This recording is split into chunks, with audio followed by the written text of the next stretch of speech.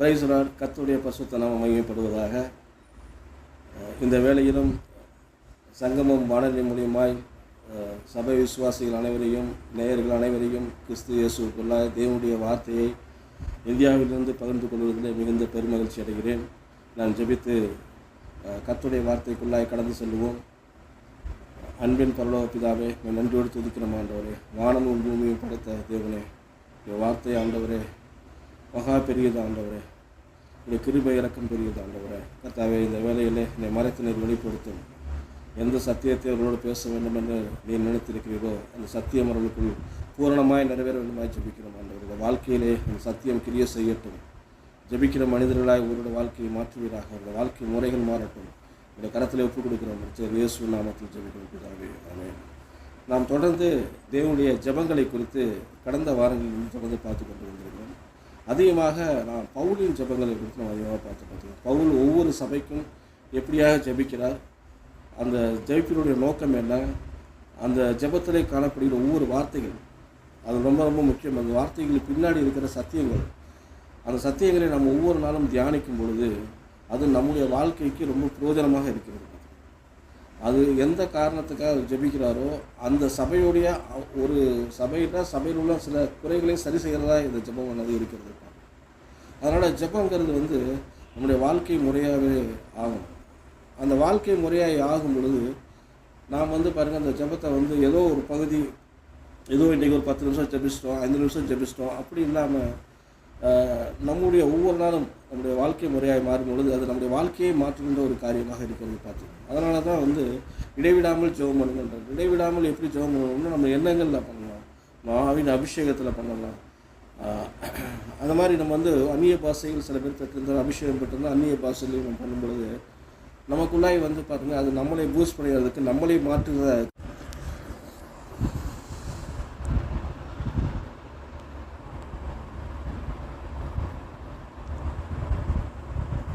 கொண்டே இருக்கும் பாருங்க. அதனால் ஜெபங்கிறது ரொம்ப ரொம்ப முக்கியம். இன்றைக்கி நம்ம பார்த்துருக்கோம். இன்றைக்கி எடுக்கிற ஜெபம்னா எபிரேயர் புஸ்தகத்தில் ஒரு ஜெபம் எடுக்கணும் பாருங்க. எபிரேயர் புஸ்தகத்தில் என்னுடைய ஆசிரியர் சரியாக குறிப்பிடவில்லை. ஆனால் பெரும்பாலும் எல்லாரும் வேத வல்ல என்ன சொல்கிறாங்கன்னா, கண்டிப்பாக இது பவுல் தான் இந்த எபிரேயர் புஸ்தகத்தை எழுதியிருக்க வேண்டும் என்று சொல்லியிருக்கார்கள். யார் எழுதுனாலும் தெரியும், ஆவியானவர் அந்த புஸ்தகத்தை வேதத்திற்குள்ளே வைத்திருக்கிறார். அதில் இயேசுவினுடைய ஜெபம், இயேசுடைய வாழ்க்கை முறை ஒரு இடத்துல போட்டு கொடுத்தாங்க. அதை நாம் பார்ப்போம் பாருங்கள். அவருடைய ஜெப வாழ்க்கையை கொடுத்து போட்டிருக்கிறது. எபிரேயர் 5வது அதிகாரம் 7வது வசனத்தில் குறிப்பிட்டது. அவர் மாம்சத்தில் இருந்த நாட்களில் தம்முடைய மரணத்திலிருந்து ரட்சிக்க வல்லவரை நோக்கி பலத்த சத்தத்தோடும் கண்ணீரோடும் விண்ணப்பம் பண்ணி வேண்டுதல் செய்து தமக்கு உண்டான பயபக்தி நிமித்தம் கேட்கப்பட்டு அவர் குமாரனாக இருந்த பட்டப்பாடுகள் கீழ்ப்படிகளை கற்றுக்கொண்டு தாம் பூரணமான பின்பு தமக்கும் கீழ்ப்படுகிற யாவருக்கும் நித்திய ரட்சிப்பை அடையும்படிக்கு காரணமாகி மெல்கிசேதேக்கின் முறைப்படி பிரதான ஆசிரியர் என்று தேவனாலே நாமம் தரிக்கப்பட்டார். பாருங்கள், இந்த வாழ்க்கையில் 7வது வசனத்தில் பார்த்தோம்னா, அவர் மாம்சத்தில் இருந்த நாட்கள், இந்த பூமியில் இருந்த நாட்களில் அவருடைய தனிப்பட்ட வாழ்க்கை, அவருடைய ஜெப வாழ்க்கையை போட்டு தம்முடைய மரணத்திலிருந்து ரட்சிக்க வல்லவரை நோக்கி பலத்த சத்தத்தோடும் கண்ணீரோடும் விண்ணப்பம் பண்ணி வேண்டுதல் செய்து தமக்கு உண்டான பயபக்தி நிமித்தம் கேட்கப்படுகிறது. இந்த இடத்துல நல்லா நீங்கள் பார்த்துட்டிங்கன்னா அவருடைய வாழ்க்கை முறையை நீங்கள் எடுத்துகிட்டீங்கன்னா ஜெபிக்கிற வாழ்க்கை முறை. இயேசு கிறிஸ்து எப்போதெல்லாம் நேரம் எடுக்கும் போதெல்லாம் தனியிலே போய் ஜெபிக்கிற மனிதனாக ஜெபிக்கிறதா இருந்தார். அவர் மாம்சத்திலே காணப்பட்ட தேவன் தான்.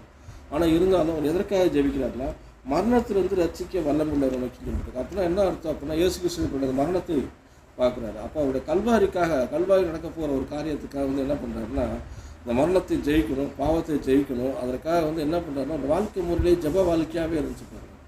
அவர் அதை நோக்கி அவர் நோக்கி ஜெபம் பண்ணிக்கிட்டு இருக்காரு. தேவ சுத்தம் பாருங்க வாழ்க்கை. அந்த தேவ சுத்தத்துக்காகத்தான் அவர் பூமிக்கே வர்றது மட்டும் கிடையாது. அவர் தேவன் தான். அவர் நினச்சிருந்தா எதுவுமே பண்ணாமல் இருந்துருக்கலாம். ஆனால் இருந்தாலும் அது என்ன சொல்கிறாருன்னா, அவர் சீசர்களுக்கு மாதிரியை அந்த இடத்துக்கு காண்பிக்கிறார். இந்த ஜெப வாழ்க்கையே சீசர்களுக்கு மாதிரியாக இருக்கிறது பாருங்க. ஏன்னா உலக மரணம், அவருடைய மரணம் சாதாரண எல்லாருடைய மரணம் போல கிடையாது பாருங்க. அவருடைய மரணம் பார்த்தீங்கன்னா உலகத்துடைய சகல பாவமும் அவர் மேலே வைக்கப்படும். அவர் சிறுவையிலே பாவமானார். அது எல்லாத்தையும் பாவத்தையும் தூக்கி சுமந்து மிகப்பெரிய ரட்சிப்பை கட்டளிட போகிறாரு. அவர் மிகப்பெரிய ஒரு தேவ சுத்தம், பழைய ஏற்பாட்டு பரிசுத்தவான்களிடம் எல்லாரும் நோக்கி காத்திருக்கிற ஒரு தேவ சுத்தம் பாருங்க. பழைய ஏற்பாட்டில் பாவம் பண்ணுவாங்க, பாவத்துக்காக வந்து ஒரு ஆடுகள் அடிக்கப்பட்டது, காளைகள் அடிக்கப்பட்டது. அதனோட வேல்யூலாம் பார்த்தீங்கன்னா ஒரு வருஷம் தான். ஒரு வருஷத்துக்கு அப்புறம் மறுபடியும் அவங்க பண்ணணும். ஆனால் இங்கே நித்தியமான ஒரு பலி வந்து ஒரு அடிக்கப்படுகிறது பாருங்க. அதற்காக இயேசு தன்னைத்தாமே ஒப்பு கொடுத்தார். ஒப்பு கொடுத்த மட்டும் கிடையாது, ஒவ்வொரு நாளும் அந்த வாழ்க்கையில் வந்து ஜெபம், அதற்காக அவர் ஜெபிக்கிற மனுஷனாக இருந்தார். அதை ஜெபிக்கும் பொழுது அந்த இடத்துல நீங்கள் பார்த்தீங்கன்னா 11 வருஷத்தில் இந்த மெல்கி 10 வருஷம் மெல்கி செய்கிற முறைப்படி பிரதான ஆசிரியர் என்று தேவனாலே நாமளும் தெரிவிக்கப்பட்டார். பாருங்க, அவர் மெல்கி சதேக்கின் முறைமைன்னு இருக்குது. த ஆர்டர் ஆஃப் மெல்கி சதேக் என்ற ஆங்கிலத்தில் எழுதப்பட்டிருக்கு.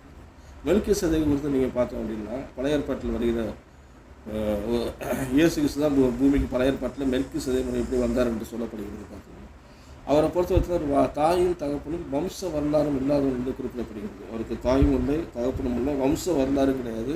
ஆனால் அவர் வந்து பார்த்தீங்கன்னா அந்த முறைமைப்படி வந்து இவர் வந்து ஆசாரியார் வந்து ஆக்குறாரு. ஏன் எதுனா இவருடைய ஜெபம், இவருடைய கீழ்ப்படிதல், இவருடைய இது பாருங்க, அவர் வந்து ஒரு ஆர்டர் ஆஃப் சர்டன் பர்சன் நேரம் வந்து அவரை வந்து கொண்டு போயிருது. இந்த மெல்கி சதேக்கை குறித்து வேதத்தில் வந்து நம்ம எங்கே பார்க்கலாம் அப்படின்னா சங்கீதம் 110 வந்து அவரை குறித்து வந்து தனிப்பட்ட முறையில் போட்டு பாருங்க. சங்கீதம் 110 நம்ம எடுத்தோம்னா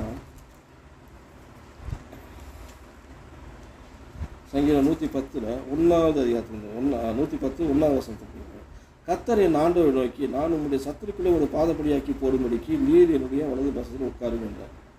கர்த்தர் சீயோனிலிருந்து உமது வல்லமையின் செங்கோலை அனுப்புவார். நீர் உங்களுடைய சத்துருக்களின் நடுவே ஆளுகை செய்வார். நீர் உமது பராக்கிரம நாளிலே உங்களுடைய ஜனங்களும் மனப்புணும் பரிசுத்த அலங்காரமாய் இருப்பார்கள். விடிய காலத்து கர்ப்பத்தில் பிறக்கும் பணிக்கு சமமாய் உம்முடைய எவ்வளவு ஜனம் உமக்கு பிறக்கும். நீர் மெல்கி சதேக்கின் முறைப்படி என்றென்றைக்கும் ஆசாரியராக இருக்கிறார் என்று கர்த்தர் ஆணையிட்டார் மனம் மாறாமல் இருப்பார். இந்த இடத்துல பாருங்கள், சங்கீதக்காரர் வந்து ஒரு தீர்க்க தரிசனமாய் வந்து சொல்கிறாரு வந்து இயேசு கிறிஸ்துவை பற்றி. இவருக்கும் இயேசு கிறிஸ்துக்கு இடையில கிட்டத்தட்ட வந்து ஒரு 600லேருந்து 1000 வருஷத்துக்குள்ளே இருக்குது இயேசு கிறிஸ்து வர்றதுக்கு இருக்குது. அந்த சமயத்தில் வந்து இயேசு கிறிஸ்துவை குறித்து வந்து ஒரு தீர்க்க தரிசனத்தில் வந்து மிகப்பெரிய ஒரு தீர்க்க தரிசனத்தில் வந்து சங்கீதக்காரன் வந்து சொல்லுகிறாரு. அவர் மெல்கி சதேக்கின்படி என்றென்றைக்கும் ஆசாரியராக இருக்கிறார். அவருக்கு எவ்வளோ ஜனம் பிறக்கும்ன்றார். அதாவது அவர் மூலியமாக ஏகப்பட்ட ஜனங்கள் வந்து இந்த ஆசாரியத்துவத்தில் வந்து உள்ளே வர போகிறாங்க, ராஜாக்களாக இருக்க போகிறாங்க. மெல்கி சதேக்கு என்பதை பற்றி பார்த்தீங்கன்னா பழைய ஏற்பாட்டில் ஆசாரியர்கள் இருந்தார்கள், ராஜாக்கள் தனியாக இருந்தாங்க. பார்த்தீங்கன்னா ஆசாரிகள் தேவனுக்கு ஊழியம் செய்கிறார் இருப்பார்கள், ராஜாக்கள் தேவனுடைய ஜனங்களை ஆளுகை செய்கிறார் இருப்பார். பார்த்தீங்கன்னா ஆசாரியர்கள் வந்து பசுத்த அந்த தைலத்தை வந்து ராஜாக்கள் மேலே ஊட்டப்படுது. ராஜாக்கள் வந்து ஆவினால் அபிஷேகம் பண்ணப்படுகிறார்கள். பரிசுத்த ஆவினால் ராஜாக்கள் மேலே இருந்து அவரை வழி நடத்தினார்கள். ஆனால் இப்போ ராஜாக்கள் வந்து ஆசாரியர்களாக இருக்கலை. ஆனால் இந்த இடத்துல பார்த்தீங்கன்னா மெல்கி சதேக்குன்றது ராஜாவை குறித்து சொல்லப்பட்டிருக்கிறது. ஆதியாகமம் 14வது அதிகாரத்தில் நீங்கள் பார்த்துட்டீங்கன்னா மெல்கி சதேக்கு ராஜாவை குறித்து ஆதியாகமம் 14:18 வருஷத்தில் படிக்கின்றோம். அன்றையும் உன்னதமான தேவனுடைய ஆசாரியன் வந்த சாலமின் ராஜாவாகிய மெல்கி சதேக்கு அப்பவும் திராட்சரசமும் கொண்டு வந்து. இந்த இடத்துல பாருங்கள், உன்னதமான தேவனுடைய ஆசாரியன் கம் சாலமின் ராஜா. பாருங்கள், இவர் வந்து மெல்கி சதேக் என்பவர் வந்து ஆசாரியன், தேவனுடைய ஆசாரியன் மட்டும் கிடையாது, ஒரு ராஜா. இன்றைக்கி உங்களையும் என்னையும் வந்து கர்த்தர் கல்வாரி சிலுவை மூலமாக ரட்சித்து நம்மளை வந்து என்ன பண்ணியிருக்காரு, பரிசுத்த ஆசாரியர் ராஜரிக கூட்டமாகவும் பரிசுத்த ஆசாரியர் ராஜாக்களாகவும் நம்ம வந்து மாற்றிருக்காரு. இப்போ பழைய ஏற்பாட்டில் 2 பேர் செய்த தனித்தட்ட வேலையை இன்றைக்கி வந்து கர்த்தர் வந்து ஒரே ஆளுக்கு வந்து கர்த்தர் விசுவாசிக்கிறார். யாரெல்லாம் இயேசுவை ஏற்றுக்கொள்கிறார்களோ விசுவாசிக்கிறார்களோ அவர்கள் வந்து மெல்கி சதேக்கின் முறைமைப்படி எப்படி இயேசு கிறிஸ்து வந்து இருந்தாரோ அதே மாதிரி இன்றைக்கி என்ன பண்ணுறாரு, நம்மளையும் வந்து ராஜாக்களும் ஆசாரியரும் ஆக்கியிருக்காங்க. இது வந்து ஒரு மிகப்பெரிய ஒரு விஷன் பாருங்கள் அவருக்கு. இதற்காகவே வந்து ஒரு பூமியில் வந்தது மட்டும் கிடையாது, இதற்காகவே வந்து எபிரேயர் நம்ம வாசம் பார்த்தீங்கன்னா தனிப்பட்ட முறையில் இதற்காகவே ஒரு ஜெபம் பண்ணுகிறார். தன்னுடைய கல்வாரி சிலுவைக்காக ஜெபம் பண்ணுறாங்க. மரணத்தை ஜெயிக்கணும், பிசாசை ஜெயிக்கணும் என்பதில் வந்து கர்த்தர் வந்து ஒவ்வொரு நாளும் ஒரு செகண்ட் கூட பின்வாங்க என்ன பாருங்கள். அதற்காக அவர் என்ன பண்ணுறாரு, தன்னைத்தானே பூஸ்ட் பண்ணுறதுக்கு என்ன பண்ணிட்டு இருக்காரு, அவர் வந்து ஜெபம் பண்ணிக்கிட்டே இருக்கிறார் பாருங்கள். அதான் அவருடைய இயேசு கிறிஸ்துவ ஜெப வாழ்க்கைக்கு வந்து ரொம்ப ரொம்ப முக்கியம். இன்றைக்கி இயேசு கிறிஸ்துவ வந்து ஜெப வாழ்க்கையில் 2 ஜெபத்தை வந்து முக்கியமான ஜெபத்தை வந்து நான் வந்து எடுத்துக்கொள்ள விரும்புகிறேன். முதலாவது ஒரு ஜெபம் வந்து என்னன்னா, அவர் கெத்செமனேயில் வந்து பண்ணப்பட்ட ஒரு ஜெபம். அது லூக்கா 22 கொஞ்சம் அருமையாக போட்டது. லூக்கா 22வது அதிகாரத்தில் வந்து இப்படியே போட்டிருக்கு. லூக்கா 22:39-46 வரைக்கும். பின்பு அவர் புறப்பட்டு வழக்கத்தின்படியே ஒலிவமலைக்கு போனார். அங்கே சீசனும் அவரோடு கூட போனார்கள். அவ்விடத்தில் சேர்ந்த பொழுது அவர் அவர்களை நோக்கி, நீங்கள் சோதனைக்கு உட்பட்டார்கள் ஜெபம் பண்ணுங்கள் என்று சொல்லி அவர்களை விட்டு கல்லறிய தூரம் போய் அப்புறம் முழங்கால் பண்ணிட்டு, பிதாவே உமக்கு சித்தமானால் இந்த பாத்திரம் என்னை விட்டு நீங்கும்படி செய்யும், ஆயினும் என்னுடைய சித்தத்தின்படி இல்லை உம்முடைய சித்தத்தின்படியே ஆக கிடவது என்று ஜெபம் பண்ணினார். அப்பொழுது வானத்திலிருந்து ஒரு தூதன் தோன்றி அவரை பலப்படுத்தினார். அவர் மிகவும் வியாகுலப்பட்டு அதிக ஊக்கத்தோடு ஜெபம் பண்ணி அவருடைய வேர்வை இரத்தத்தின் பெரு துளிகளாய் தரையிலே விழுந்தது. அவர் ஜெபம் பண்ணி முடித்து எழுந்திருந்து தம்முடைய சீசர்களை நோக்கி வந்து, அவர் தூக்கத்திலே நித்திரை பண்ணுகிறதை கண்டு, நீங்கள் நித்திரை பண்ணுகிறது என்ன? சோதனைக்குட்பட்டு எழுந்திருந்து ஜெபம் பண்ணுங்கள் என்றார். பாருங்க, ஒரு மிக முக்கியமான ஒரு ஜெபம் பாருங்க. இயேசு கிறிஸ்து வாழ்க்கையில் நடந்த மிக முக்கியமான ஜெபம். அது அவருக்காகவும் ஜெபம் பண்ணல, நமக்காகவும் ஜெபம் பண்ணுகிற ஜெபம் பாருங்க. கெத்செமனே தோட்டத்தில் போய் கல்வாரி சிலுவையை சந்திக்க போகின்றார். அந்த கல்வாரி சிலுவையை சந்திக்க போகின்ற அந்த நேரத்தில் அவர் அது எதிர்கொள்ளக்கூடிய ஒரு ஆற்றல் தனக்குள்ளே வேணும்னு சொல்லிட்டு வந்து ஜெபம் பண்ணுறாரு. அது மட்டும் கிடையாது, தேவனுடைய சித்தத்துக்காக ஜெபம் பண்ணுறாரு. தன்னுடைய ஒரு சின்ன சித்தம் வந்து மாறணும், தேவனுடைய முழு சித்தம் தன்னுடைய வாழ்க்கையில் நிறைவேறணும், அதன் மூலமாக மிகப்பெரிய ரட்சிப்பு இந்த பூமிக்கு வரணுன்றதுக்காக வந்து அவர் வந்து ஜெபம் பண்ணுறாரு பாருங்க. ஜெபம் பண்ணும் பொழுது பாருங்கள், அவருடைய ஆத்மா வந்து ரொம்ப வந்து பிரியப்படுகிறது. அவருடைய ஆத்மாவுக்குள்ளே வந்து மிகப்பெரிய ஒரு போராட்டம் நடக்கிறது. ஏன்னா தனக்குத்தானே வந்து இறந்துட்டா எந்த பிரச்சனையும் கிடையாது பாருங்க. ஆனால் உலகத்தினுடைய அனைத்து பாவங்களையும் அவர் சுமந்து கொண்டு அனைத்து தரித்திரங்கள் வியாதிகள் எல்லாவற்றையும் தன்மேல் ஏற்றுக்கொண்டு அவருடைய மரணம் உயிர்த்ததில் மிகப்பெரிய ஒரு காரணமாக இருக்கப்படும் பாருங்கள். அதற்காக வந்து பாருங்கள், அவர் ஜெபிக்கும் பொழுது அவருடைய இருதயம் வந்து அந்த பாத்திரத்துக்கு உள்ளாய் போக லைட்டாக மறுக்கிறது பாருங்கள், மாம்சம் வந்து. ஆனாலும் அந்த ஆவியை வந்து அவர் சரி செய்கிறார். அந்த இடத்துல ஆத்மாவுடைய பலன் பாருங்கள், ரத்தத்தின் பழைய பெருங்குகளை வந்து விழுகிறது. ஒரு மிகப்பெரிய அவருடைய ஒரு ஆத்மாவில் நடக்கிற ஒரு மிகப்பெரிய ஒரு போராட்டம் தான் அந்த ஜெபம் பாருங்கள். இந்த ஜெபத்தில் வந்து சொல்லும்போது அவர் சொல்கிறார், மிக முக்கியமாக வந்து சீசர்களை பார்த்து, நீங்கள் சோதனைக்கு உட்பட்டாதபடி விழித்திருந்து ஜெபம் பண்ணுகிறார். அது வந்து அந்த சீசர்களுக்கு மட்டும் கிடையாது, இன்றைக்கு நம்முடைய வாழ்க்கையில் நாம் ஜெபிக்கின்ற ஒரு ஜெபங்கள் பாருங்கள், நம்மளை சோதனையிலிருந்து தப்பிக்கிறதுக்கு உதவி செய்கிறது பாருங்கள். நம்முடைய ஒருத்தர் அதிகமாக சோதனையிலிருந்து பிசாசு வந்து எவ்வளோ சோதனை ஒரு மனுஷன் விசுவாசிகளை கொண்டு வந்தாலும் அந்த சோதனையிலிருந்து தப்பிக்கக்கூடிய ஒரு போக்கு உண்டு பண்ணணும். கர்த்தர் தான் உண்டு பண்ணார். அந்த போக்கை தெரியப்படுத்துறது எதில் தெரியப்படுத்துறா? ஜெபத்தில் தெரியப்படுத்துகிறார். அப்போ நாம் ஜெபிக்கும் பொழுது நம்முடைய வாழ்க்கையில் வந்து உள்ள சோதனைகளுக்கு நாம் தப்பித்து கொள்ள மாட்டோம். அதற்குரிய தப்பித்து கொள்ளக்கூடிய ஒரு ஞானத்தை வந்து கர்த்தர் நமக்கு கொடுக்கிறார். ஏன் அப்படி சொல்கிறாருன்னா, இயேசு கிறிஸ்துடைய அந்த கல்வாரி அந்த கெத்செமனே ஜெபம் ரொம்ப ரொம்ப முக்கியம். அந்த கெத்செமனே ஜெபத்தில் அந்த ரத்தத்தின் பெருந்துருளால் அந்த ரத்தம் வந்து சிந்தப்படுகிறது பாருங்கள், வேர்வையோடு சேர்ந்து கலந்து வெளியேற்றப்படுகிறது. அந்த சிந்தப்பட்ட ரத்தம் வந்து பாருங்கள் நம்முடைய ஆத்மாவுக்கு வந்து ஒரு இதாகும். நம்முடைய வாழ்க்கையில் இந்த ஆத்மா பிரச்சனைங்கிறது பெரிய பிரச்சனை பாருங்கள். நம்மளோட மாம்சம் வந்து ஒரு விதமாக சிந்திக்கும், இந்த ஆவி ஒரு விதமாக சிந்திக்கும். பட் ஆனால் அந்த மாம்சம் அந்த ஒரு ஆத்மா இருக்குது பார்த்தீங்களா, அந்த ஆத்மா வந்து ரொம்பவும் அதுதான் டிசிஷன் அத்தாரிட்டி, எந்த சைடு போக போகிறதுங்கிறது. அவர் வந்து மாம்சத்தை செலக்ட் பண்ணால் மாம்சத்தில் போயிடும் பார்த்துக்கணும், ஒரு ஆவியை செலக்ட் பண்ணால் ஆவியை போகணும். அதனால் வந்து இந்த டிசிஷன் அத்தாரிட்டி, இந்த சிந்தனை தளம் இருக்குது பாருங்கள், இதுதான் வந்து ஒரு ஆத்மா பாருங்கள், ஒரு சப்கான்சியஸ் மைண்டுன்னு பார்த்துக்கணும். அந்த ஆத்மாவுடைய முடிவு தான் வந்து நம்ம வந்து மாம்சத்தில் சிந்திக்கிறோமா அல்லது வந்து ஆவியில் சிந்திக்கிறோமா, நாம் வந்து தேவ சித்தத்துக்கு ஒப்பு கொடுக்குறோமா அல்லது தேவ சித்தத்தை விட்டு விலகி போகிறோமா, இந்த காரியங்கள்லாம் வந்து முடிவெடுக்கிறது வந்து இந்த ஆத்மா தான். அதனால தான் ஆத்மா வந்து வேத வசனத்தினால் வந்து நம்ம எப்பவுமே நிறைந்திருக்கணும். வேத வசனத்தை தியானிக்கும் பொழுது ஜெபிக்கும் பொழுது நாம் வந்து ஜெபத்தில் பாருங்கள், இயேசு கிறிஸ்து மாதிரி ஒவ்வொரு நாளும் எப்பொழுதெல்லாம் நேரம் கிடைக்கிறதோ அப்படிலாம் நம்ம ஜெபிக்கும் பொழுது இந்த ஆத்மா வந்து பாருங்கள் ஒரு புஷ்டி ஆகுது. பாருங்கள், நிறைய பேர் இன்றைக்கி வந்து கிறிஸ்தவர்கள் இருக்கிறாங்க. நான் ஏற்கனவே சொல்ல பார்த்தீங்கன்னா நான் சபையில் இருக்கும்பொழுது சபையில் வந்து எல்லோரும் விசுவாசின்னு சொல்ல மாட்டாங்க, இவங்க எந்த ஆத்மான்னு சொல்லுவாங்க. அவங்களோட ஒரு ஆத்மான்னு சொல்லி தான் ஐடென்டிஃபிகேஷன் பண்ணி தான் பேசுவாங்க. அதனால் அந்த ஆத்மாவே வந்து நல்ல ஒரு ஸ்ட்ராங்கான ஒரு ஆத்மாவும் இருக்குது, ரொம்ப வீக்கான ஆத்மாவும் இருக்குது. இந்த வீக்கான ஆத்மா எப்படி வருது அப்படின்னு பார்த்தீங்கன்னா, என்னோட கிறிஸ்தவ வாழ்க்கை ஏனோ தானான்னு வாழ்வாங்க. ஏனோ தானான்னு வாழ்வாங்க, கடமைக்காக சபைக்கு போவாங்க, கடமைக்காக வந்து ஒரு 5 நிமிடம் 10 நிமிடம் ஜெபிப்பாங்க. இந்த ஆத்மா வந்து தேவ வசனத்தினால நமக்கு பூஸ்டப் பண்ணவே மாட்டாங்க. அது பூஸ்டப் பண்ண ஆட்கள் எப்படி இருப்பாங்க அப்படின்னா, வாழ்க்கையில் ஒரு பிரச்சனை வரும்பொழுது, ஒரு சோதனை வரும்பொழுது உடனே அந்த ஆத்மா ஆக்டிவேட் ஆகும்போது ஆகி எது ஆவியின் பக்கம், எது வேதத்தின் பக்கம், எது தேவசத்தின் பக்கமோ அந்த பக்கம் நிற்கும். இவங்களுக்குள்ளே வந்து ஒரு தடுமாற்றம் இருக்காது, எந்த ஒரு பதற்றமும் இருக்காது. பார்த்துக்கோங்க, ஏன்னா இவங்க வந்து ஒவ்வொரு நாளும் வேத வசனத்தை தியானிக்கும் பொழுது, வேத வசனத்தை பேசும் பொழுது, வேத வசனத்தை வந்து தன்னுடைய ஆத்மாக்களை நிரப்பும் பொழுது, வேத வசனத்தை கொண்டு இவர்கள் ஜெபிக்கும் பொழுது இந்த வாழ்க்கையில் என்னோட ஆத்மா வந்து ஒரு ஒரு ஸ்ட்ராங் பர்சனாலிட்டி ஒரு இருப்பாங்க பார்த்து இந்த வில் பவர் வந்து கரெக்டாக இருக்கும். ஏன்னா அவங்களுக்கு தெரியும் எது தேவசுத்தம் எது தேவசுத்தம் இல்லைன்றது. அதனால் சரியான ஒரு டெசிஷன் வந்து எடுப்பாங்க. அதனால தான் வந்து நம்முடைய ஆத்மாவை பாதுகாக்கிறது ரொம்ப ரொம்ப முக்கியம் பார்த்தீங்கன்னா. ஏன்னா இந்த ஆத்மா தான் வந்து எந்த பக்கம் சாயுது அப்படிங்கிறது ரொம்ப ரொம்ப முக்கியம். அதனால தான் இந்த இடத்துல வந்து இயேசு கிறிஸ்துக்குள்ளே இந்த கெத்செமனே ஜெபங்கிறது அவருக்குள்ளே இருக்க ஒரு ஒரு தேவ சித்தத்துக்கு உள்ளே வந்து அவருடைய ஆத்மாவையும் அவருடைய மாம்சத்தையும் கொண்டு போகிறதுக்கான ஒரு மிகப்பெரிய ஒரு போராட்டமாக இருக்கும். இந்த போராட்டத்தில் கண்டிப்பாக அவர் வந்து பார்த்தீங்கன்னா கண்டிப்பாக ஆவியோட பக்கத்தில் நின்று அந்த ஜெபம் அவர் தான் சொல்கிறார், என்னுடைய சித்தத்தின்படி எல்லாம் ஆண்டவர், எனக்கு மாம்சம் வந்து இந்த பாத்திரம் வந்து வேணான்னு சொல்லுது, ஆனால் என்னுடைய ஆத்மா இப்போது ஆவியின் பக்கம் இருக்க ஆரம்பிக்கிறது, நான் தேவ சித்தம் முழுவதும் ஒப்பு கொடுக்குறேன்றாரு. அது மட்டும் கிடையாது, உலகத்துடைய பாவம் இது எல்லாத்தையும் நினைக்கும் பொழுது அவருக்குள்ள ஒரு வேறு ஒரு ரத்தத்தின் படுதில் அந்த உழுவுது பாருங்க. அதனால தான் என்ன சொல்லுது, பரலோகமே அவர் இறங்கி வந்து அவருக்கு சப்போர்ட் பண்ணுது. ஏன்னா அவர் ஏற்றுக்கொண்ட ஒரு மிகப்பெரிய ஒரு பாத்திரம், உலகத்தில் யாருமே செய்யக்கூடிய பாத்திரம். அதனால தான் இன்றைக்கு அவர் வந்து என்ன பண்ணுறாரு, தேவனாக இருக்கிறார்.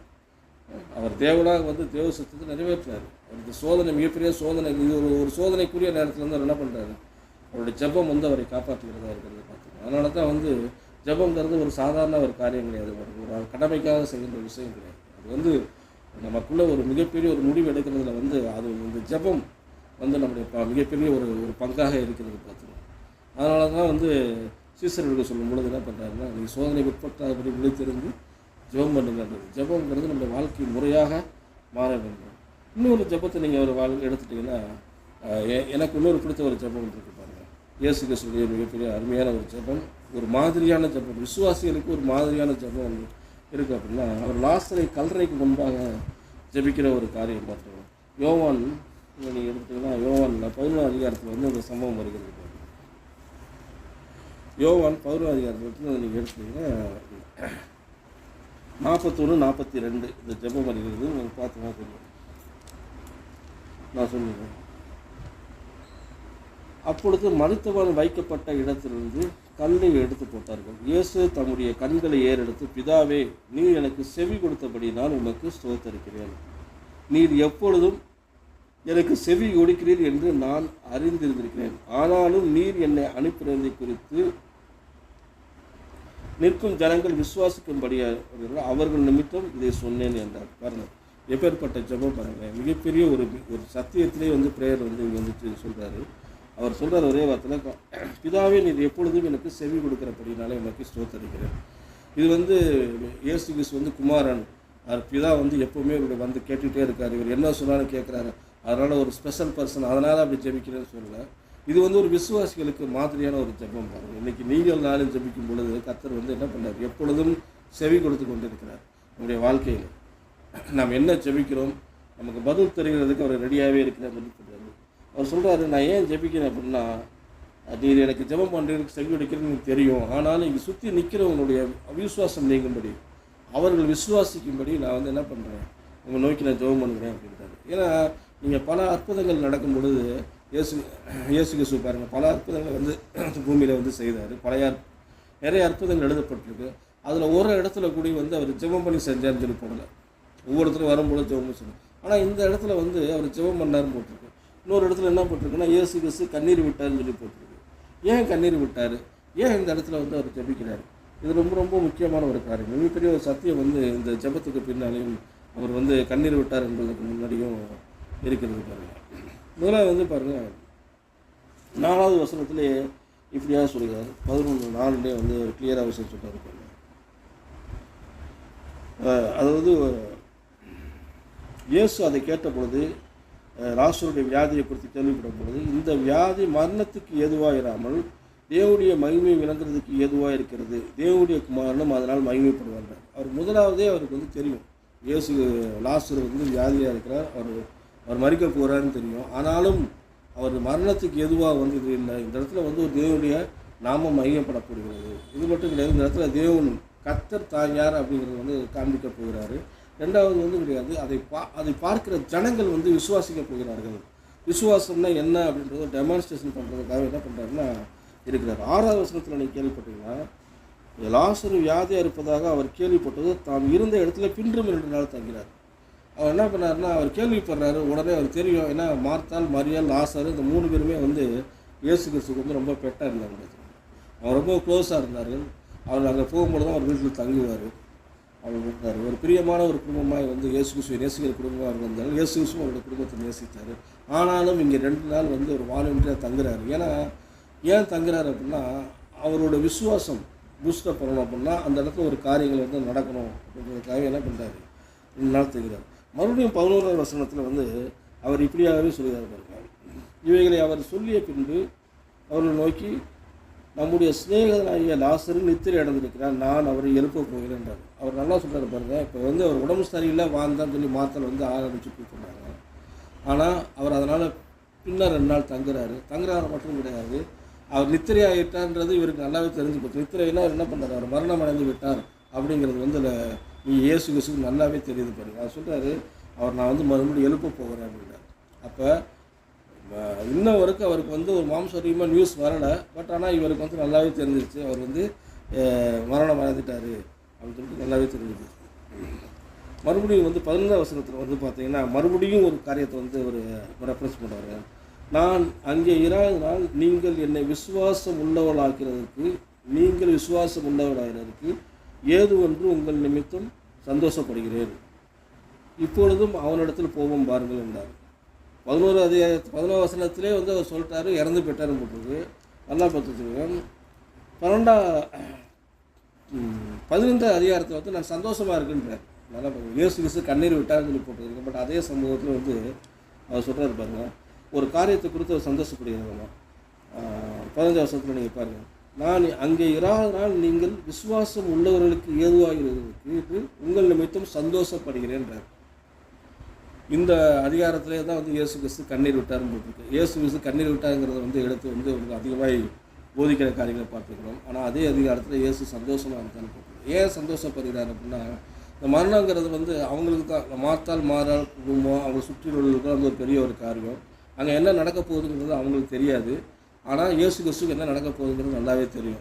அது நிமித்தம் என்ன பண்ணாரோ, ஒரு சீசரோட விசுவாசம், மரியாள் மார்த்தாள் அவங்களோட விசுவாசம், அது மட்டும் கிடையாது, லாசரு உயிர்த்தெழுதல் நிமித்தம் வந்து அநேகர் கிறிஸ்துவண்டை வரப்போகிறது, இது எல்லாமே அவருக்கு முன்கூட்டியே தெரியுதுனால என்ன பண்ணுறாரு, இந்த விசுவாசத்தை பூஸ்டப் பண்ணணும், இந்த விசுவாசத்தை மறுபடியும் கட்டி எழுப்புறதுக்கு எதுவாக இந்த காரியம் இருக்குதுன்னு சொல்லிட்டு வந்து சந்தோஷப்படுகிறார். அதனால தான் வந்து ரொம்ப ரொம்ப வந்து முக்கியம் பாருங்க. விசுவாசம் வந்து எப்பேற்பட்டதாக இருக்கிறது. விசுவாசத்தை வந்து நம்ம அவிசுவாசம் வந்து நம்மளுக்கு நீங்க போகும், நம்ம விட்டு வெளியே போகணும். ஏன்னா விசுவாசம் வந்து நம்முடைய ஆத்மாவை நிறந்திருக்கும் பொழுது அது வந்து பாருங்க நம்ம ஆவிக்கு எதுவாக வந்து இங்கே சாயிற விஷயமா இருக்குது. அதுக்காக வந்து ஒரு எவ்வளோ ஒரு டெமான்ஸ்ட்ரேஷன் கத்தர் வந்து நிற்கிறார் பாருங்க. ஒரு மனுஷனை வந்து லாசரு வந்து மரணத்துக்கு கூட அவரை அனுமதித்து அவரை திரும்ப வந்து என்ன பண்ணுறாரு, உயிர்த்தெழ வைக்கிறாரு. 23ஆம் வசனத்தில் அவருடைய அறிக்கை வந்து இருக்குது பாருங்கள். 23ஆம் வசனத்தை பேசுகிறாரு, இயேசு அவனை நோக்கி உன் சகோதரன் உயிர்த்தெழுதல் பண்ணுறாரு பாருங்க. இங்கே வந்து பாருங்கள், மார்த்தாள்கிட்ட வந்து பேசுகிறாரு. இயேசு வருகிறார் என்று 20ஆம் வசனம். மார்த்தாள் கேள்விப்பட்ட போது அவருக்கு எதிர்கொண்டு போனாள். மரியாளோ வீட்டில் உட்கார்ந்திருந்தாள். மார்த்தாள் இயேசு அடுத்து வந்தவர்கள், நீ இங்கே இருந்தீரானால் என் சகோதரன் மரிக்க மாட்டான். நீர் இப்பொழுது தேவனிடத்தில் கேட்டுக்கொள்வதோ அதை தேவன் நமக்கு தந்துடுவார் என்று அணிந்திருக்கிறேன் என்றார். இயேசு அவரை நோக்கி உன் சகோதரன் உயிர்த்தெழுந்திருப்பான் அப்படின்றார். இங்கே பாருங்கள், அவங்களுக்கு கூட ஒரு ஆண்டவரே நீங்கள் இங்கே கூட இருந்திருந்தீங்க, நாங்கள் சொன்ன டேட்டில் வந்து நீங்கள் முன்னாடியே வந்திருந்தீங்க, நீங்கள் 2 நாள் லேட்டாக வந்துட்டீங்க, நீங்கள் முன்னாடியே வந்துட்டீங்க அப்படின்னா என் சகோதரன் வந்து செத்துருக்க மாட்டான். ஏன்னா நீங்கள் அற்புதம் செய்கிற தேவன், நீங்கள் என்னென்னா ஜெபம் பண்ணுறீங்களோ அதெல்லாம் வந்து பிதாவைய தேவன் வந்து கேட்பார் அப்படின்றது எங்களுக்கு தெரியும். ஆனால் நீங்கள் 2 நாள் வந்து பிந்தி போயிட்டு வந்துட்டீங்க, இப்போ என்னுடைய சகோதரன் வந்து இறந்து போயிட்டான் அப்படின்றாங்க. அவர் சொல்கிறார், அதனால தான் சொல்கிறாரு, உன்னோட சகோதரன் என்ன பண்ணுறாரு, உயிர்த்தெழுந்திருப்பான்னு சொல்கிறார். இப்போ நாங்கள் வந்திருக்கேன், வந்ததுக்கப்புறம் என்ன அவர் மரணம் வந்து பாருங்கள், இயேசு கிறிஸ்து ஒன்று தடுத்து நிறுத்த முடியாது. இந்த பூமியில் வந்து ஒரு மிகப்பெரிய ஒரு டெமான்ஸ்ட்ரேஷன் வந்து எல்லாத்துக்கு முன்னாடியும் செய்ய விரும்புகிறாரு பாருங்க. அதனால தான் சொல்கிறாரு, நம்ம வந்து பாருங்கள், இந்த மரணம் வந்து உங்களோட வாழ்க்கையில் வந்து லாசர் வந்து கல்லறைக்குள்ளே வைக்க போகிறதே கிடையாது. அவன் மறுபடியும் என்ன பண்ணுவான், உயிர்த்தெழுதல், அவர் உயிர்த்தெழுந்திருப்பார். ஏன்னா அவர் உயிர்த்தெழுதலின் தேவன் அப்படின்றத வந்து அந்த இடத்துல வந்து நிரூபிக்கிறார். அது 24ஆம் வசனம் உயிர்த்தெழுதல்ன்றோன்னா அவங்க என்ன நினைக்கிறாங்கன்னா, மாத்திரம் உடனே சொல்கிறாங்க, உயிர்த்தெழுதல் கடைசி நாள்லையும் அவர் வந்து உயிர்த்தெழுந்திருப்பார். அதுக்கு தான் அவர் சொல்கிறார் 25ஆம் வசனம், நானே உயிர்த்தெழுதலும் ஜீவனுமாக இருக்கிறேன், என்னை விசுவாசிக்கிறவன் மரித்தாலும் பிழைப்பான். மிகப்பெரிய ஒரு சத்தியத்தோடு சொல்கிறார். நீங்கள் வந்து உயிர்த்தெழுந்த நாளுக்காக நீங்கள் போயிட்டு இருக்கிறீங்க, அவ்வளோ தூரம்லாம் போக தேவையில்லை. நானே இங்கே இருக்கிறேன், நானே உயிர்த்தெழுதல் தேவன் தான், நான் ஜீவனுள்ள தேவன் தான், எனக்குள்ளே வந்து ஒரு ஜீவன் இருக்குது, அந்த ஜீவன் வந்து மரணத்தோட மிகப்பெரியது. அதனால் வந்து பார்த்திங்கன்னா நீங்கள் வந்து என்னை யார் விசுவாசிக்கிறார்களோ, விசுவாசிக்கிறவனுக்கு வந்து மரித்தாலும் வந்து பிறப்பான், உயிரோடு இருந்து என்னை விசுவாசிக்கிறவன் என்றென்றைக்கும் மறியாமலும் இருப்பான், இதை விசுவாசிக்கிறாயான்றார். பாருங்கள் எவ்வளோ ஒரு அவங்கள வந்து விசுவாசத்துக்குள்ளே நடத்துறது வந்து ஒரு பெரிய காரியம். இன்றைக்கி அவங்க இடத்துல நீங்கள் நான் இருந்தால் நம்மளும் மாற்றான மாதிரி தான் இருக்கும். ஏன்னா ஆள் இறந்து போயிட்டார், நமக்கு தெரியும், லேட்டாக வந்துட்டார் இயேசு கிறிஸ்து, அதற்கு முன்னாடியே ஆள் இறந்துட்டார், ஒரு கல்லறைக்குள்ளே வச்சாச்சு, துணியால் சுற்றி வச்சாச்சு. இதுக்கப்புறமும் 3 நாளுக்கு அப்புறம் உயிர்த்தெழுதல்னால் சில பேர்லாம் இறந்த உடனே ஜெபம் பண்ணால் இன்றைக்கி நிறைய பேர் வந்து மரணத்தை உயிர்த்தெழுதல் இருக்கிறார்கள், நான் விசுவாசிக்கிறேன். ஆனால் இங்கே இறந்து 3 நாள் ஆகிடுச்சு கிட்டத்தட்ட. 3 நாளுக்கு அப்புறம் வந்து இயேசு கிறிஸ்து வந்து நிற்கிறாரு, நின்று வந்து என்னை விசுவாசிக்கிறது மரித்தாலும் பிழைப்பால் அப்படின்னு பார்ப்பாங்க. அது மட்டும் கிடையாது, 35வது வசனத்தில் தான் போட்டிருக்கு, இயேசு வந்து என்ன பண்ணார், கண்ணீர் விட்டார்னு போட்டிருக்கு. ஏன் கண்ணீர் விட்டார் அப்படின்னு பார்த்துட்டிங்கன்னா, ஒரு அவிசுவாசம். அவர் வந்து கண்ணீர் விட்டார்னா, லாசர் இறந்து போயிட்டார், 3 நாள் ஆகிடுச்சு, மிக துக்ககரமான வீடு, அதோடு சேர்ந்து நம்ம கண்ணீர் விடுவோம், அதற்காக அவர் கண்ணீர் விடல. ஒரு அவிசுவாசத்தை பார்த்து தான் வந்து என்ன பண்ணுறாங்க, இயேசு வந்து கண்ணீர் விட்டார். ஏன் அப்படின்னா இயேசு கிறிஸ்துவ நன்றாக தெரியும், இயேசு கிறிஸ்து நன்றாக தெரிந்தும் அவர் பிதாவாக அனுப்பப்பட்டவர் என்று தெரியும். இவங்களே சொல்கிறாங்களே, மார்த்தாலே சொல்கிறாங்களே, நீங்கள் பிதா வந்து உங்களுக்கு எப்பொழுது செவியெடுக்கிறாருன்னு சொல்கிறாங்களே, இயேசு கிறிஸ்து மேசியான்றது தெரியும். ஆனாலும் இயேசு கிறிஸ்துடைய வல்லமையை வந்து அவர் என்ன பண்ணுறாருன்னா குறைத்து மதிப்பிடுகிறார். அதற்காக தான் என்ன பண்ணுறாருன்னா, அவர் விசுவாசிக்கும்படியாக தான் அவர் அந்த ஜெபத்தை வந்து ஏறெடுக்கிறாரு. அந்த ஜெபத்தை வந்து ஏறெடுக்கிற மிகப்பெரிய ஒரு காரணம் என்னென்னா, நீ எனக்கு செவி கொடுக்கிறீ என்பது எனக்கு அறிவு தெரியும், ஆனாலும் என்னை சுற்றி இருக்கிறவங்க விசுவாசிக்கணும். அதற்காகத்தான் வந்து என்ன பண்ணுறாருன்னா, அந்த இடத்துல வந்து ஒரு ஜெபத்தை வந்து ஏறெடுக்கிறாரு. 40வது வசனத்தில் நம்ம பார்த்தோம் அப்படின்னா, இயேசு நோக்கி, நீ விசுவாசித்தால் தேவனுடைய மகிமையை காண்பாய் என்று நான் உங்களுக்கு சொல்லவில்லையா அப்படின்றார். இதுக்கு முன்னாடி நான் சொன்னேன் உன்கிட்ட, விசுவாசித்தால் தேவனுடைய மகிமையை காண்பாய் அப்படின்றார். விசுவாசங்கிறது நம்முடைய வாழ்க்கையில் ரொம்ப ரொம்ப முக்கியம் பார்க்கணும். ஏன்னா நம்முடைய வாழ்க்கையிலே தேவனுக்கு மகிமை செலுத்துகிற ஒரு அற்புதம், தேவனுக்கு மகிமை செலுத்துகிற ஒரு அடையாளம், தேவனுக்கு மகிமை செலுத்துகிற ஒரு விடுதலை அந்த விசுவாசத்துக்குள்ளே இருக்கிறது பற்றி. அதனால தான் சொல்கிறேன், அந்த விசுவாசனா தேவனுடைய மகிமையை காண்பாய் அப்படின்னா, தேவனுடைய மகிமையை யார் கொண்டு வரப்போனா, நம்ம நீங்கள் நடந்தால் கொண்டு வரப்போகிறோம். எதுலன்னா அந்த விசுவாசத்தினால் வருகிற ஒரு அதிசயம், அற்புதம், ஒரு விடுதலை வருகிறது பாருங்கள் வாழ்க்கையில். நாம் தேவனுடைய மகிமையை செலுத்துகிறோம், நம்ம வந்து தேவனை க்ளோரிஃபை பண்ணுற ஒரு ஆட்களாக இருக்க போகிறாங்க. அதனால் வந்து நம்மளுடைய விசுவாசம் தான் ரொம்ப ரொம்ப முக்கியம். அவிசுவாசத்தை நிமித்தம் தான் அவர் என்ன பண்ணுறாருன்னா, வந்து விசுவாசிக்கிறவர்கள் வந்து அனுப்பப்பட்டவர்கள் வந்து விசுவாசிக்கணும். அந்த ஜெபத்தோட இதை பார்த்தீங்கன்னா ரெண்டா அருமையாக போட்டு 41-42 ஜெபத்தில் நான் பார்க்குறேன் பாருங்க. 41 பிற்பதிலும், பிதாவே நீர் என்றைக்கும் செவி கொடுத்தபடினால் உம்மை ஸ்தோத்தரிக்கிறேன், எனக்கு நீர் எப்பொழுதும் எனக்கு செவி கொடுக்கிறேன் என்று நான் அறிந்திருக்கிறேன். ஆனாலும் பாருங்கள், அதுதான் விஷயம், ஆனாலும் நீர் என்னை அனுப்புறதை குறித்து ஜனங்கள் விசுவாசிக்கும்படியாகவும் அவர்கள் நிமித்தம் இதை சொல்லியிருக்காங்க. அவரோட ஒரே நோக்கமே வந்து இயேசு கிறிஸ்துக்கு முன்னாடியே டிக்ளேர் பண்ணிட்டார். அவர் நான் உயிர்த்தலை வைக்க போகிறேன்னு டிக்ளேர் பண்ணிட்டாரு. லாசர் உயிர்த்தலை வைக்க போகிறேன், அவர் உறுதியாக இருக்கிறாரு. ஆனால் அவர் உறுதியாக மட்டும் இருந்தப்போ அந்த ஜனங்கள் விசுவாசிக்கணும். ஏன்னா மிகப்பெரிய ஒரு அற்புதம் நடக்கப்படுது. லாசர் நிமித்தம் வந்து அநேகர் வந்து விசுவாசிகளாக போகிறார்கள்.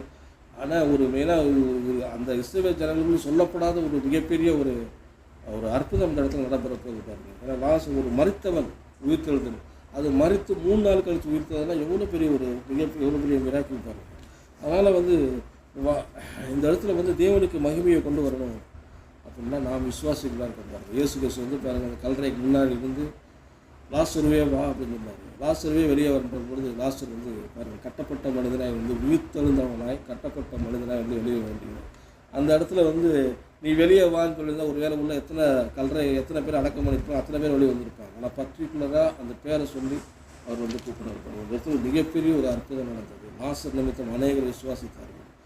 அவங்களுடைய இயேசு கிறிஸ்துவின் ஜெபம் நமக்கு மாதிரியாக இருக்கிறது பாருங்க. ஏன்னா அவர் எப்பொழுதும் பிதாவுக்கு செவி கொடுக்கிறார் அப்படிங்கிறத அறிந்திருக்கிறேன்றார். அதே மாதிரி நம்முடைய வாழ்க்கையில் நம்முடைய ஜெபத்துடைய அந்த மதிப்பு என்ன, வேல்யூ என்ன, உங்களுடைய ஜெபத்துக்கு வந்து கர்த்தர் எப்பொழுது பதில் கொடுக்குறாரு விசுவாசிக்கிறீங்களா, அல்லது வந்து எப்படியோ ஜெபம் பண்ணி வைப்போம், கர்த்தர் வந்து நம்முடைய வாழ்க்கையில் வந்து ஏதாவது வகையில் வந்து இதை செய்யட்டும் அப்படின்னு நினைக்கிறீங்களா? நம்முடைய வாழ்க்கையில் நம்முடைய ஆத்மா வந்து தேவனுடைய வசனத்தினால பூஸ்டப் பண்ணணும். எந்த அளவுக்கு நம்முடைய ஆத்மாவே நம்ம தேவனுடைய வசனத்தினால பூஸ்டப் பண்ணிக்கிறோமோ அது வந்து நமக்குள்ள விசுவாசத்தை கிரியேட் பண்ணணும். எந்த அளவுக்கு விசுவாசம் நமக்குள்ளே வந்து இதுவாகுமோ அது தேவனை மகிமைப்படுத்துகிற காரியம். அதுதான் நம்முடைய வாழ்க்கையில் தடைகளை மாற்றுகிறது. பூட்டப்பட்ட கதவுகளை வந்து திறந்து வைக்கிறது பாருங்கள். நம்ம தனிமையாக இருக்கும் பொழுது விசுவாசம் நம்ம பூஸ்டப் பண்ணிக்கிறது. எப்படி வந்து இயேசு கிறிஸ்து வந்து அந்த கல்வாரி அந்த கெச்சமனை தோட்டத்தில் வந்து பாருங்கள் கல்வாரி சிலுவைக்காக ஜெபிக்கும் பொழுது பாருங்கள் அந்த ஜெபம் வந்து ஒரு தேவதூதனே பரலோகத்துலேருந்து இறக்கி கொண்டு வந்து அவர் கேட்டுக்கிற மாதிரி இன்றைக்கி நம்ம காயப்பட்ட சூழ்நிலை இருக்கலாம், கஷ்டமான சூழ்நிலை இருக்கலாம், தனிமையில் இருக்கலாம். ஆனால் ஒரு இந்த பரலோகமே உங்களுக்கு சப்போர்ட் பண்ணுதுன்னா நீங்கள் வந்து சோதனைக்குட்பட்டதை இழுத்தது ஜெபிக்கும் பொழுது அந்த பரலோகமே உங்களுடைய சார்பில் இறங்கி வருகிறது. லாஸ்ட் ஒரு சம்பவத்தில் பார்த்துட்டிங்கன்னா அது எப்பேற்பட்ட கடினமான சூழ்நிலை இருந்தாலும் தெரியுது, முடிஞ்சு போச்சுன்னு சொல்லி 3 நாள் ஆச்சு, இறந்து போயாச்சு, இனிமேல் ஒன்றுமே பண்ண முடியாது அந்த சூழ்நிலையை அந்த ஜெபம் பண்ணது பாருங்கள், அதை வந்து உயிர்த்தலை வைக்கிறது நம்மளுடைய வாழ்க்கையில் அப்படின்னு பாருங்கள். நீங்கள் எத்தனையோ பேர் வந்து வாழ்க்கையில் நிறையா பேர் இழந்திருக்கலாம், ஒன்றும் இல்லாமல் போயிருக்கலாம், வாழ்க்கையில் தோல்வி அடைந்திருக்கலாம். ஆனால் நம்ம ஜெபிக்கிற மனிதனாக மாறும் பொழுது நமக்குள்ள வேத வசனம் வந்து முழுவதுமாக நம்முடைய ஆத்மாவில் நிறையும் பொழுது பார்த்துக்கணும், நம்முடைய ஆத்மா பூஸ்டப் பண்ணும் பொழுது அது வந்து பாருங்கள் நம்முடைய வேத வசனம் வந்து நம்முடைய வாழ்க்கையில் கிரியை செய்யும். வேத வசனம் வந்து நம்ம இழந்த காரியங்களை உயிரோடு எழுப்பும் பாருங்கள். அதை வந்து புரிஞ்சுக்கணும். ஒருவேளை நம்ம சொத்தை இழந்திருக்கலாம், நம்முடைய ஒரு உடம்புல அந்த சக்தியை இழந்திருக்கலாம், உடம்பு சரீர வியாதிலாம் பிடிக்கப்பட்டிருக்கலாம்.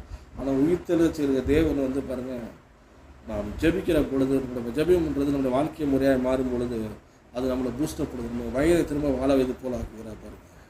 இன்னும் அதிகமாக ஏன்னா நம்முடைய எந்த அளவுக்கு வந்து நம்முடைய ஒரு ஃபிசிக்கலாகவும் நம்ம ஸ்ட்ராங்காக இருந்தோம்னா அந்தளவு நம்ம ஆண்டவருக்கு அதிகமாக ஊழியம் செய்யலாம். நம்ம வாழ்க்கையில் வந்து மிகப்பெரிய ஒரு அற்புதத்தை வந்து நம்முடைய ஜெபம் கொண்டு வருகிறது.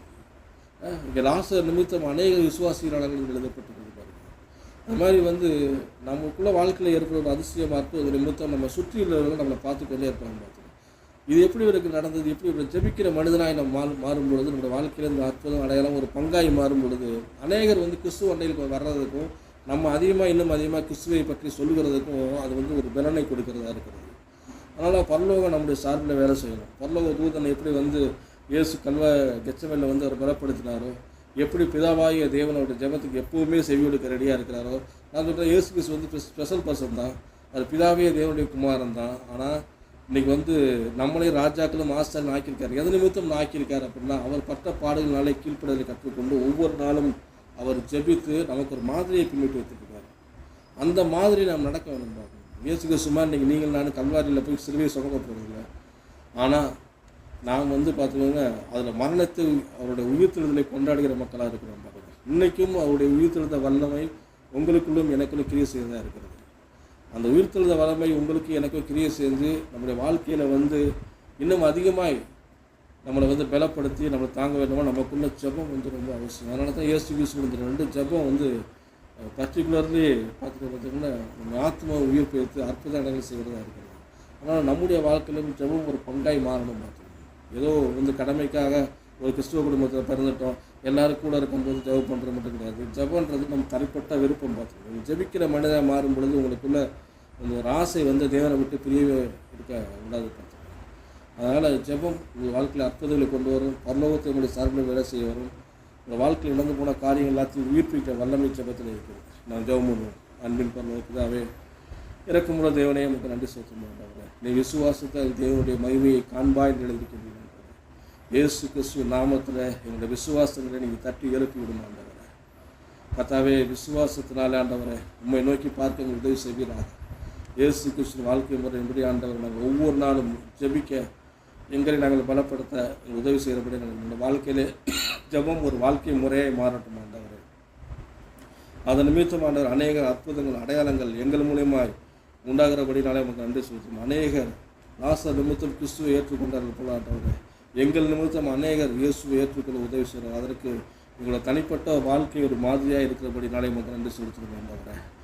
கர்த்தாவே எங்களை மெல்கிசேதேக்கு முறைப்படி எப்படி இயேசுவை நீ வைத்தீரோ அதே மாதிரி எங்களை இன்றைக்கும் ராஜாக்களும் ஆசாரியங்களுமாய் இந்த பூமியில் வைத்திருக்கிறீர் ஆண்டவரே. உடைய வசனம் ஆண்டவரே எல்லாவற்றையும் மேற்கொண்டு ஜெயிக்கிறது ஆண்டவரே. இந்த வசனம் மகா விருத்தி அடைந்தது வேதத்தில் வாசிக்கிறாங்க. இயேசு நாமத்தில் எங்களுடைய விசுவாசத்தை நீ வர்த்திக்க பண்ணுவீராக. இந்த விசுவாசத்தை தட்டி எழுப்பும் பூஸ்டப் பண்ண நம்முடைய கரத்தில் நான் ஒப்புக் கொடுக்கிறோம். இயேசு கிறிஸ்து வல்லமையுள்ள நாமத்தில் ஜெபிக்கிறோம். நல்ல பிதாவே, ஆமென்.